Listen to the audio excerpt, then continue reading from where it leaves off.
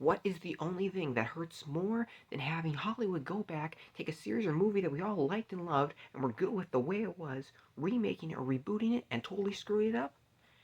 It's when one of the creators of that movie or franchise that we liked or loved comes back and reboots it and totally screws it up. Because if there's one person that should know how to make that series right, it's you.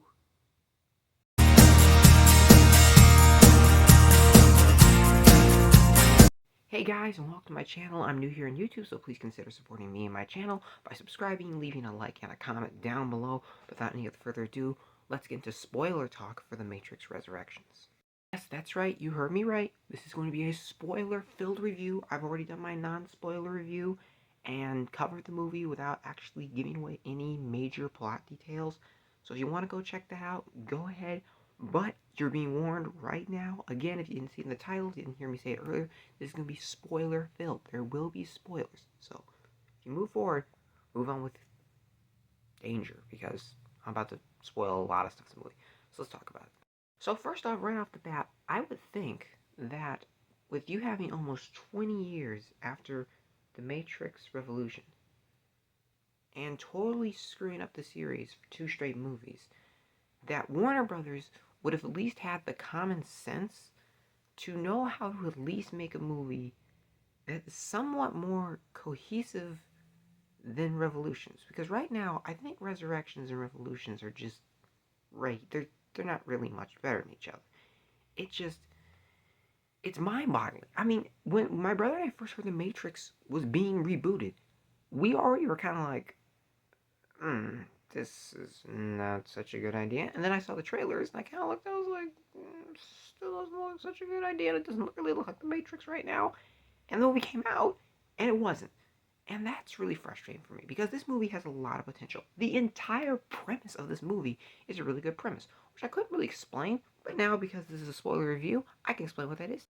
So, basically, the plot of this movie is the architect, I'm assuming, is gone and replaced by Neil Patrick Harris, who's kind of like this new guy with these really big blue glasses on, because it's like red and blue becomes symbolism in the movie, but it's a little overused, in my opinion. That's just me speaking.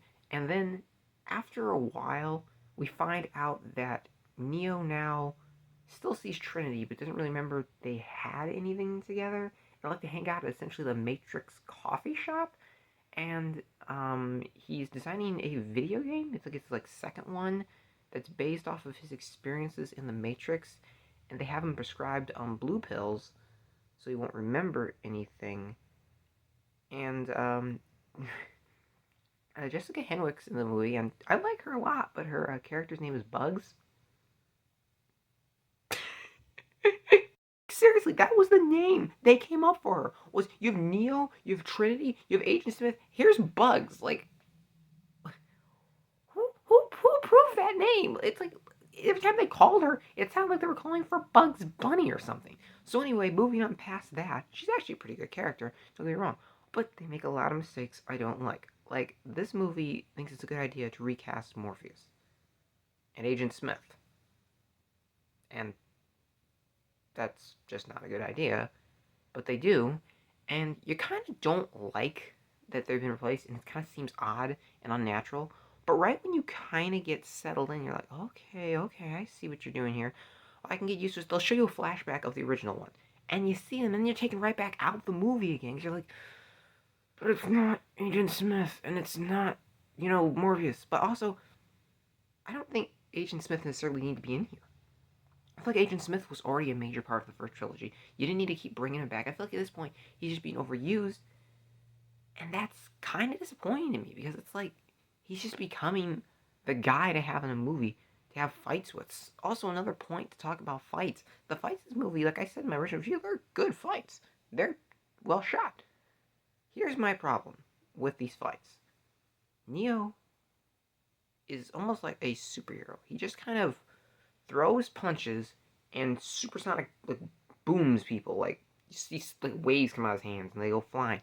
And there's nothing that even resembles the original way the Matrix had fights. If you've seen the original Matrix, you know the first 3 movies, no matter how you feel about any of them, have some of the smoothest, almost dance-like, gorgeously choreographed fights ever. It's been set to perfection. It looks very artistic. It looks very well trained, and it looks just smooth. It looks like a martial arts film you'd see from Asia, and it's gorgeous to watch.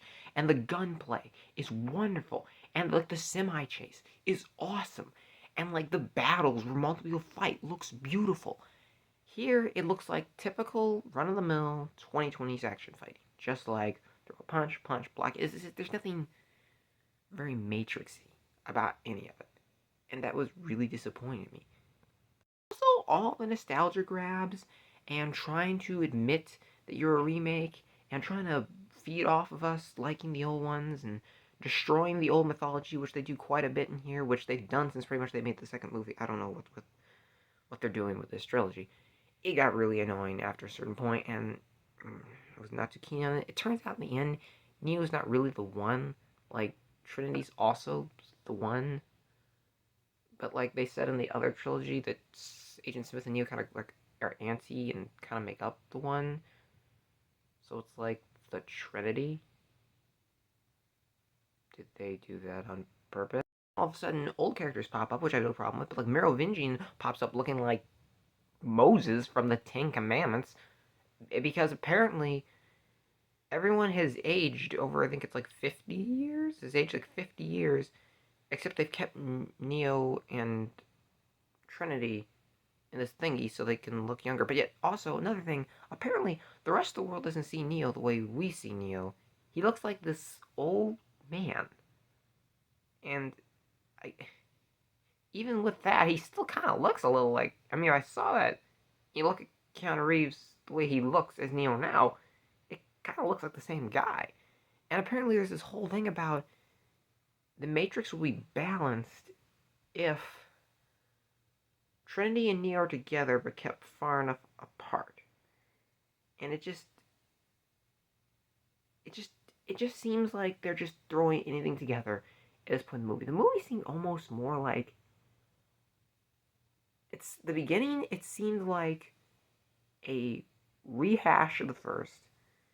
Then it began to seem like it wasn't a Matrix movie. It was just a movie that starred Keanu Reeves that was sci-fi that you would come across on YouTube free movies or Netflix that would have a cheaply drawn poster that you could tell was a ripoff of The Matrix, but it wasn't saying it was The Matrix. You know, those kind of movies? It seemed like it would be that. Then it kind of seemed like a parody. Then it kind of seemed like a fan film. And at the end, it just seemed like any old 2021 throwaway film that was science fiction. It has nothing about it that tells me this is a Matrix movie. I don't feel like I've seen a Matrix movie. I feel like I've seen a movie starring people who had been in the Matrix with new people in it. And like Priyanka Chopra's character has this build up and it doesn't ever get paid off really, and I'm just I know guys, it sounds like I'm beating down this movie and I hate it. I don't hate it. I just have more problems with the movie than I do positives. But with that, I should probably mention some positives I have with the movie. For one thing, the music sounds great. I mean, I like the music. It's gorgeous. The concept they have in this movie of humans will believe only what we want to believe in our minds, and that the old architect didn't understand that humanity's a good thing, was a really cool concept. It wasn't necessarily executed perfectly, but I liked the concept at least. I did kind of like seeing the bright colors and seeing like how everything looks when it's not dingy green, which was very nice to see. I did like that at one point Neo appears with like his short hair, which was really neat and nice to see. I like that. I do like some of the action scenes quite a bit. There are some action scenes that are really fun to watch in the movie. There's also some jokes in here that are really funny. There are too many jokes, by the way, in this movie, but there are some jokes that are funny. I do like the set design. The sound effects are great. The special effects are really good. The visual effects are really good. It's just there's more of this movie I had a problem with than I did. I don't hate it. Like I said, it's 5 out of 10, like I originally said, but it's very mixed for me. But when you come out of a movie like this, and you've had all this time, and you get back one of the original Wachowskis, and it still doesn't work out, it's very disappointing. Now, they are saying they're thinking of possibly making this into a new trilogy, If so, please fix the second two movies. But honestly, I'd be good with this just being it. But it's kind of made in the end where you have to. So, oh well. Thanks always for watching, and I'll see you next time.